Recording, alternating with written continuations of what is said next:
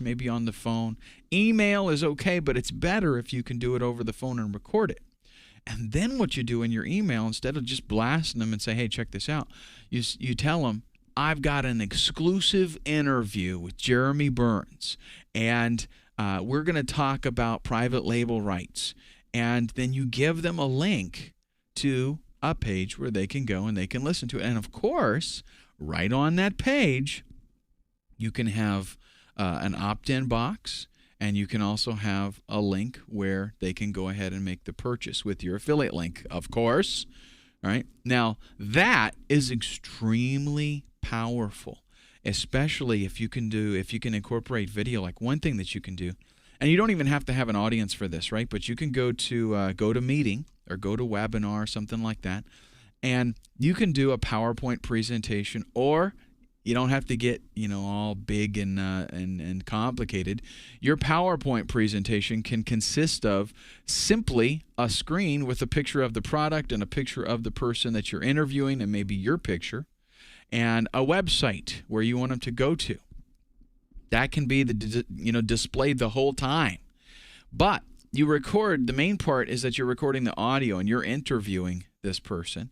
And then when they click the link, you can say, hey, I got this, a video, I did an interview, whatever. And they click it, they come to the page, there's a play button, they click that, and the interview starts. The screen does not have to change. It's just a nice shot of the product and a couple pictures, you and the person that you're interviewing, and a site, maybe an address there. Well, they listen to the interview. Right there on the page, you've got a button where they can click and make a purchase.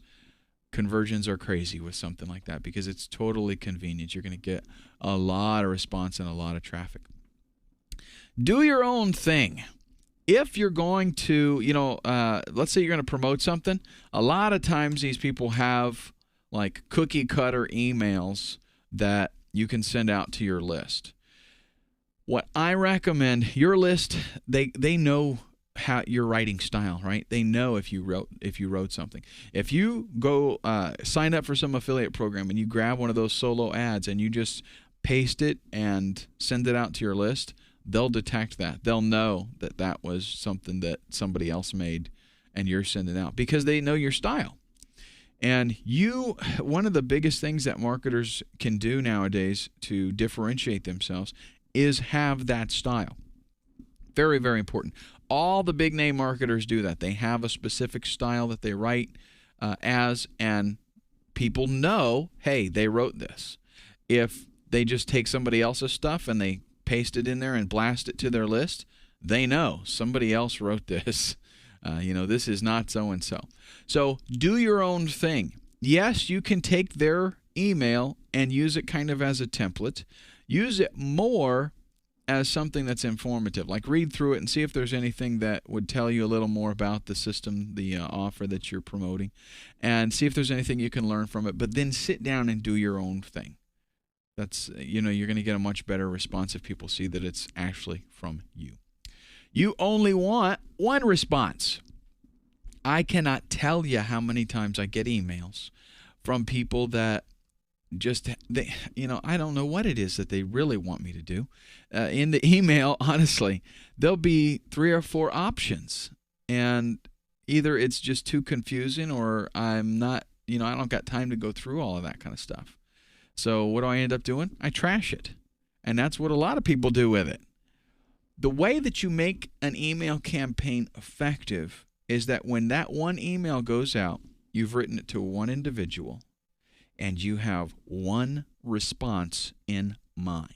When you sit down to create an email, think, what is the one thing that I want this individual to do? And you get one person in your mind.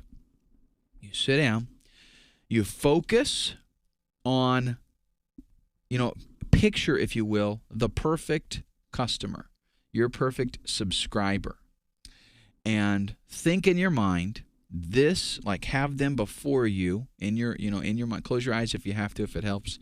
Have them before you and think, this is the person that I'm writing to. What is the one thing that I want them to do right now? I'm not going to send them a list. An email message that says, watch this YouTube video and click here to find out more information about XYZ that I've got. And I've also got a buddy that is he's got a new product out. It's pretty hot. You want to check that out. That's ridiculous. You're not going to send out an email like that. What kind of response are you going to get? Have one thing in mind that you want them to do, and that's the whole focus of that email. If that is to register for a webinar, that's all you're going to talk about.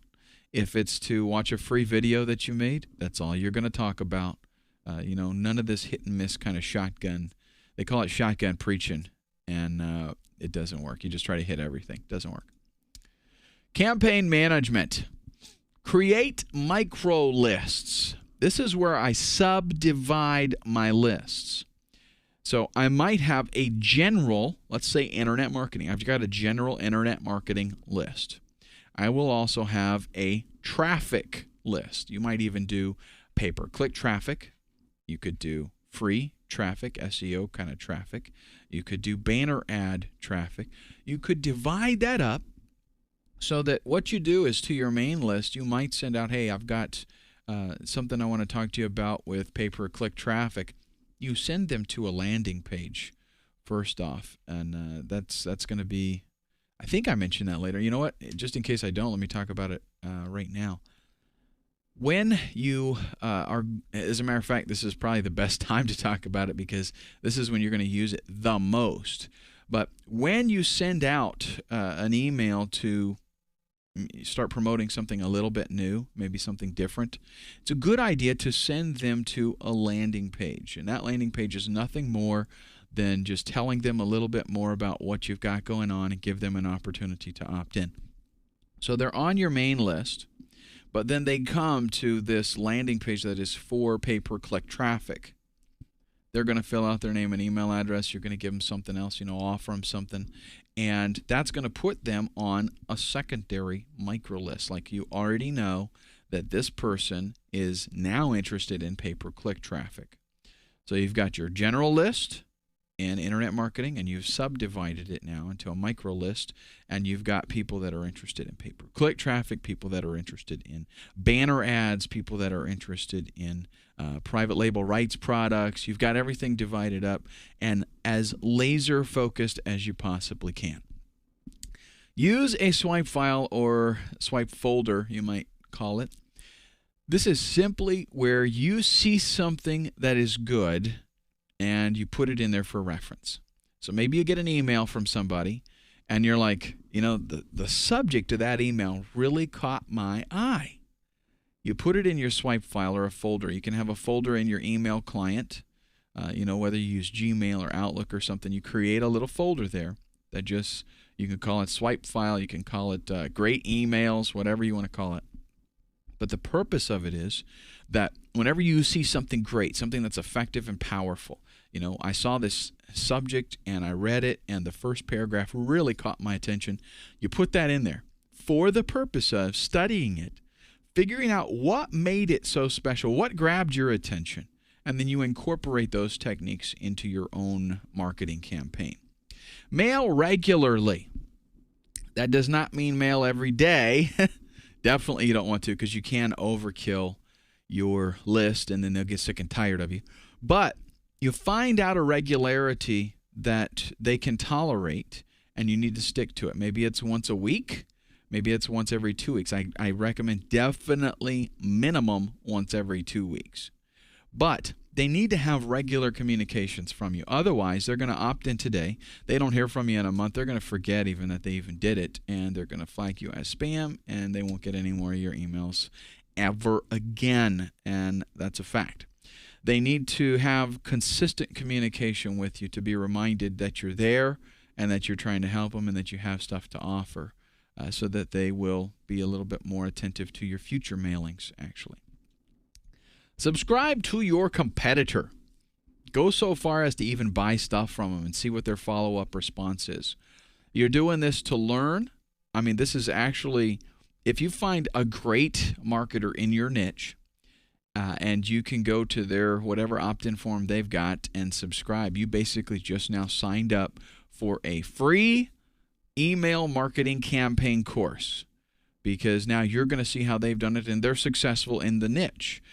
Because that's one of the things. The reason that I tell you to do it to your competitor is because different niches, different things work in different niches. So what might work in the diet niche might not necessarily work in the credit repair niche. A lot of times people in the diet niche, they want instant results, and they might tolerate an email every single day trying to give them some new tip on losing weight. People in credit repair, they realize, that it's going to take a while to get through this, and it's going to be a process. So they might want to hear from you every week with something that they can do, and then they have time to actually implement that. So different things work in different niches. You want to find a successful competitor and opt into their list and see what they're doing so you can mimic it, because that's one of the easiest ways to be successful is to find somebody who is already successful, figure out what they do, and you do it too. Monitor trends. If there's something going on, if there is, like the Olympics right now, the Winter Olympics are going on, you have an opportunity to increase sales and make more money, make like extra money, if you pay attention to trends or events that are occurring right now and figure out a way to monetize off of those. If there's something that's coming up, you can launch a campaign. Let's say that, as marketers, if you keep an eye out on what's going on, that will allow you to be more successful in your marketing.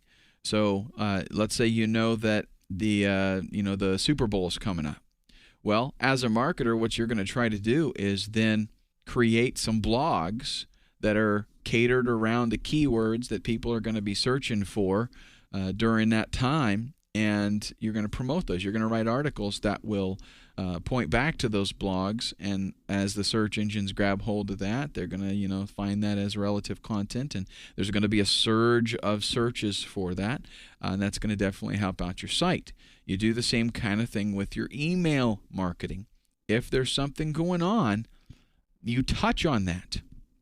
So if a perfect example, one that a lot of marketers use because it's so totally successful, when the 9/11 thing happened in the at the World Trade Center, the Twin Towers, there was a big deal about having survival equipment and stuff like that. Lots of new sites even came up, and lots of people made a bunch of money off of pushing that kind of stuff because they knew that's what people were interested in.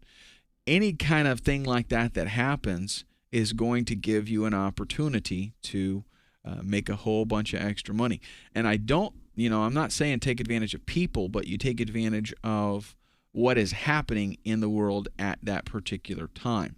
You're actually helping people out in a sense, because if something's going on that, like with the Super Bowl or the Winter Olympics or a disaster or something like that, even if they're going to be looking for something because they need help, then you might as well be providing that to your email list if they're already interested in it, right? So in other words, you wouldn't, if you have a list of 20,000 internet marketers and something happens bad, that's like there's a hurricane or something and there's devastation, whatever, you're not going to send them a list to where they can get water purification or whatever, right? Not related. But if you're in that niche and the event fits in with that, definitely you take advantage of that opportunity. Low-scale testing before large-scale mailings. If you have a plan to buy traffic, let's say your goal is to send out 100,000 emails, and you're going to go to different sources and either rent lists or pay for some traffic or do some JV swaps with somebody, whatever.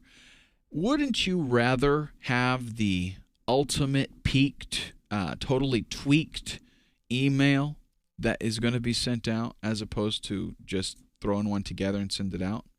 I mean, yeah, because just a little difference of a headline or, something in the email makes a big difference in the response. And if we're talking 1 or 2% difference, I mean, that's by the time you hit the whole campaign, that's pretty important.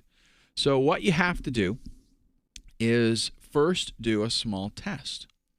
So if you can send out an email to 5